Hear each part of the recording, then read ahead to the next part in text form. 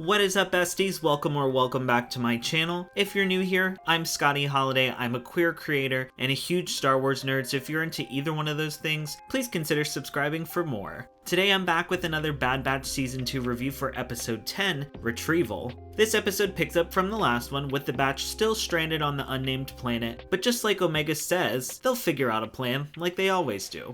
The Batch work together to locate and retrieve the Marauder, all while indirectly helping to liberate the workers of a mining operation on the planet from their exploitative leader. But before we get into the review, please make sure to like this video and leave a comment letting me know your thoughts on Episode 10. I'm putting out weekly reviews for each new Bad Batch episode as they air, so make sure you're subscribed so you don't miss out. You can check out all my Bad Batch content at the link in the cards and the description as well. Now let's get into this review.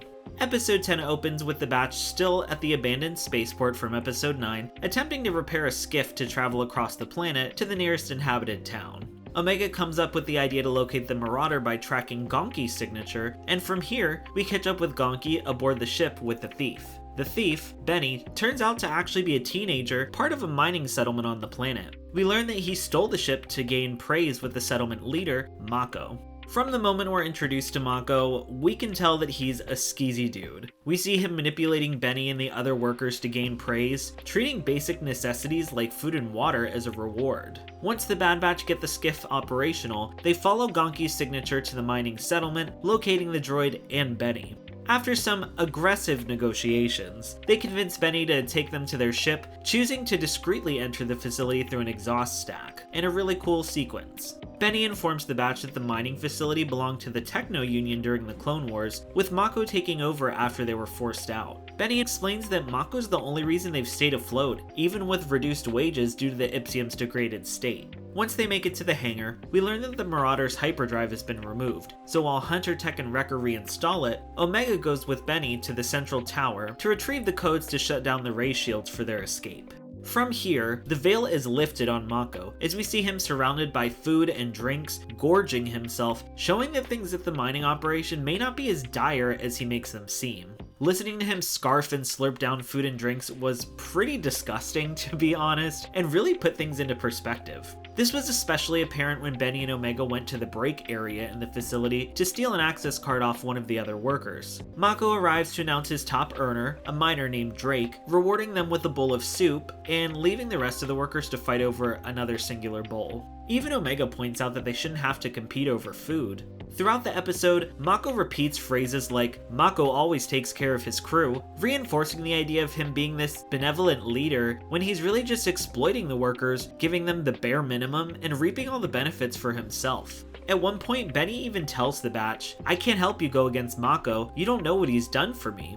Once they access the tower, Omega plugs in, combing through the data records for the shield code, as we see Benny press a button in the background, alerting Mako of their presence. Benny has a moment of realization, recognizing how well the Batch treats Omega in comparison to his treatment under Mako, with Omega explaining that Mako doesn't really care about any of them. Benny even apologizes for stealing the ship, and Omega offers him her rations as a thank you for helping them get it back. Omega accidentally comes across Mako's profit records, informing both her and Benny that the Ipsium in the mine isn't degraded after all, but before they can look into it further, Mako and his guards arrive, capturing Omega and leaving Benny with the data. Mako and his guards confront the Batch on a bridge outside the hangar, believing they have the upper hand, threatening to throw Omega into the molten Ipsium deposit below if they don't surrender. Benny has a change of heart and interrupts, confronting Mako about keeping the mining profits for himself in front of all the other workers, showing the data to Drake as proof, causing them all to turn on Mako as well.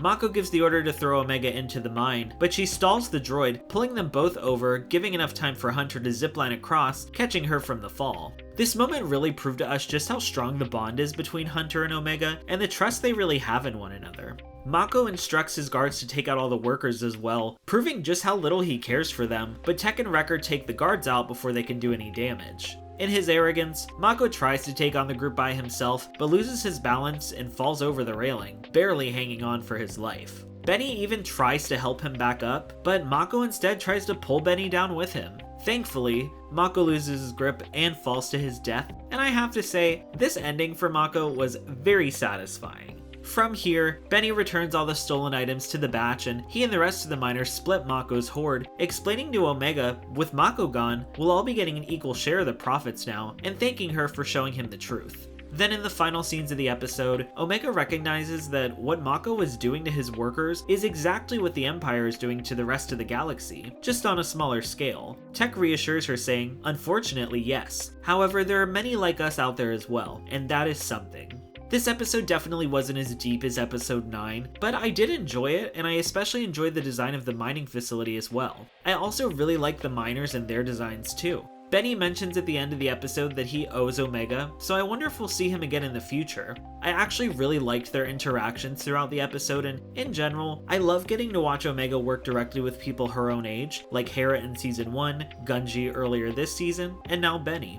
But what did you think of episode 10, and where do you think the batch will go from here? I really hope we see them confront Sid next episode, especially after her lack of action, to help them get off the planet. Let me know your thoughts down in the comments below, or hit me up on Twitter so we can chat more about it together. I'm putting out weekly reviews for each new Bad Batch Season 2 episode as they air, so make sure you're subscribed so you don't miss out. You can check out all my Bad Batch videos at the link in the description and on the end screen of this video as well. Please consider checking them out and leaving a like. I really appreciate all of your support so much. To keep up with all my Star Wars content, make sure to subscribe and consider following me on Twitter, Instagram, and TikTok at ScottyHolidaySW for all my latest updates. Thank you all so much for watching, and as always, may the Force be with you.